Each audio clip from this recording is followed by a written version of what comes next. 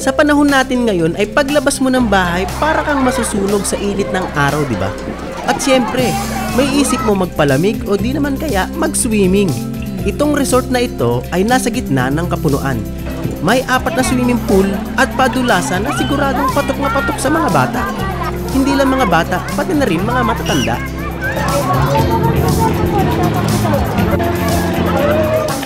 Ang sarap! Dito lang yan sa may Alta Rios Resort, dito sa may Indang, Cavite. Ito ang isang parking lot nila. O diba? Siguro laki niyan, siguradong hindi ka mawawala ng slot. Kahit siguro truck kakasya dito. Pagpasok nyo pa lang ng gate ay siguradong matatakot na kayo dahil nandito na agad at makikita nyo ang classmate ni Enrile na si T-Rex. So pasok na tayo. Ito ang rate ng entrance at mga cottages nila dito. Pagpasok nyo pa lang ay madadaanan nyo na agad itong maliit na tulay na para bang isang hangin bridge.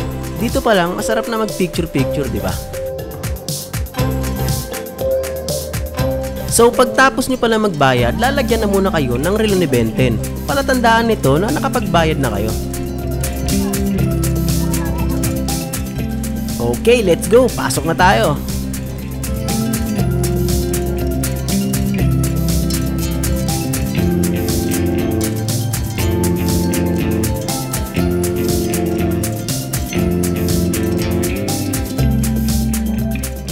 At eto na nga, pag-akit nyo pala ng hagdan ay makakakita na kayo ng Dose, Hope, Keeps, Protect, Always, Trust. Siyempre, ang dami mga lovers dyan.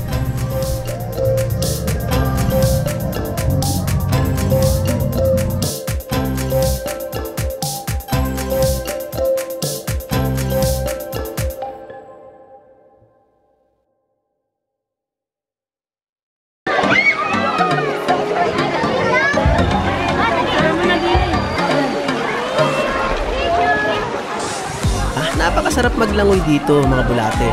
Pwede kayong maglaro, mag-tiktok, magsayaw habang nakababad yung mga katawan nyo sa ilalim ng tubig. Gusto nyo bang magpasirit? Ha? Dito, magpasirit sa Merlion ng Pilipinas na ito.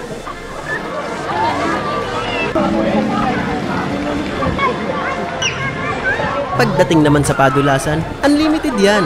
Mula umaga hanggang umaga din. Kahit habang buhay pa kayong magpadulas, walang problema. Pwedeng-pwede. Pagdating naman sa mga cottages, madali lang hanapin kasi color coding ang mga cottage nila dito.